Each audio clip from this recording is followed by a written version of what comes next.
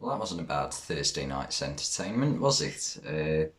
France have just beaten Belgium 3 goals to 2 in a quite frankly brilliant match. Uh, from start, well, I would say from about 30 minutes to finish. It started off all right, first 5-10 minutes, but then from about 10th minute to about half an hour in, it was a bit dull. I'll be honest, it was like watching a chess game.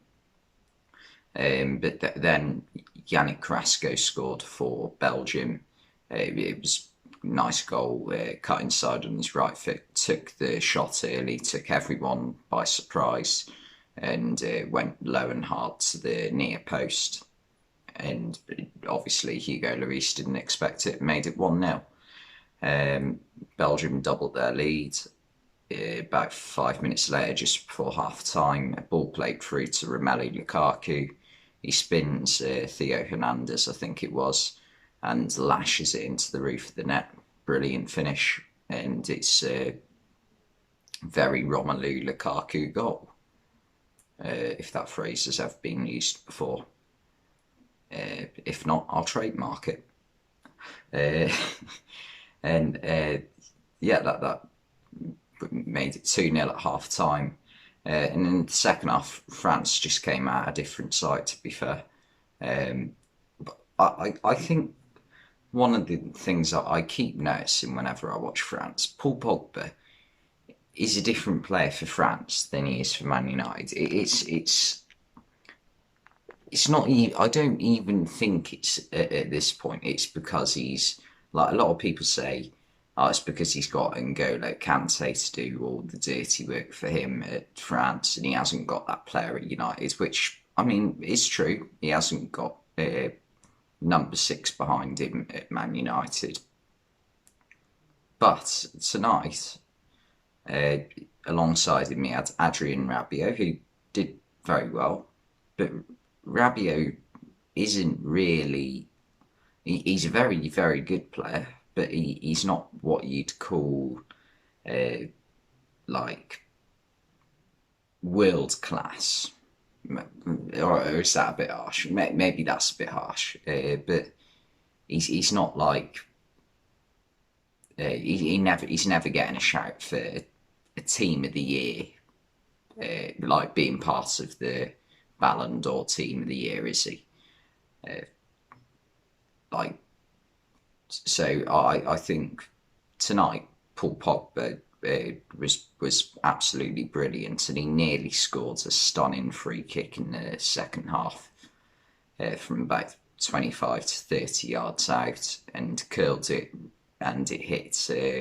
It was perfect. It curled, dipped at just the right time, but hit the angle of the goal frame. It hit the exact point because it just darted off into a different direction. But yeah, France were so much better second half than they were in the first. The first goal came from Karim Benzema, who, by all accounts, is probably the best player in the world right now. It's between him and Mo Salah at the moment. I think his stats are slightly better. So I think he just about takes it. Although I did not say that after Liverpool's win over Man City at the weekend, I'll admit. Um, Slightly overexcited I was. But yeah, it was a really good goal. Took a shot on the turn and found the bottom right corner. And about 15 minutes later, France got a penalty. It definitely was a penalty.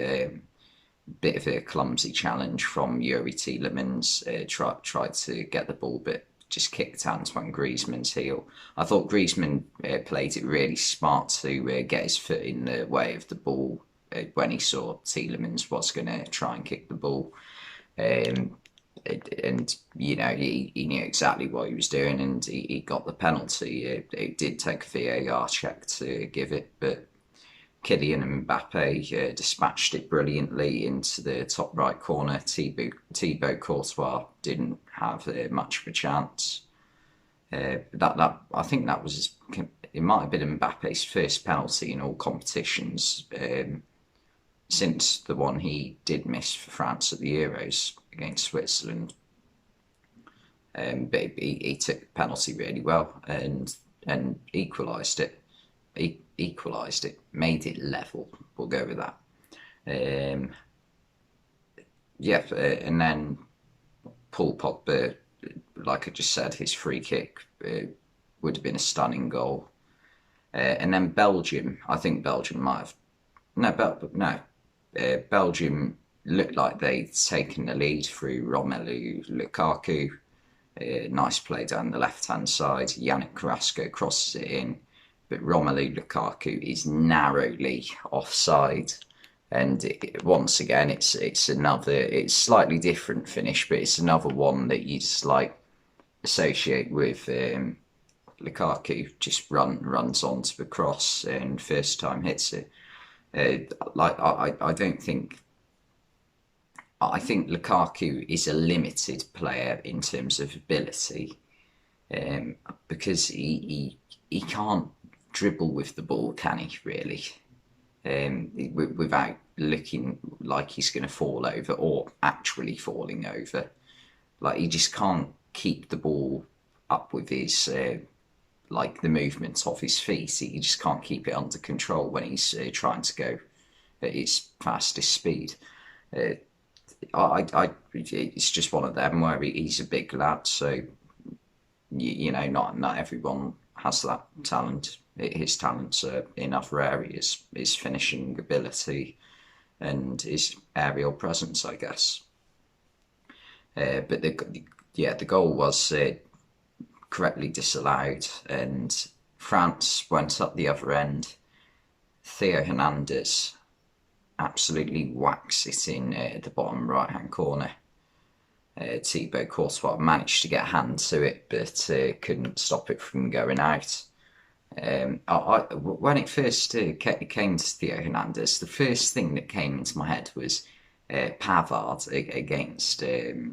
It was against Argentina at the World Cup. The one where he hits it and gets loads of backspin on it, and it just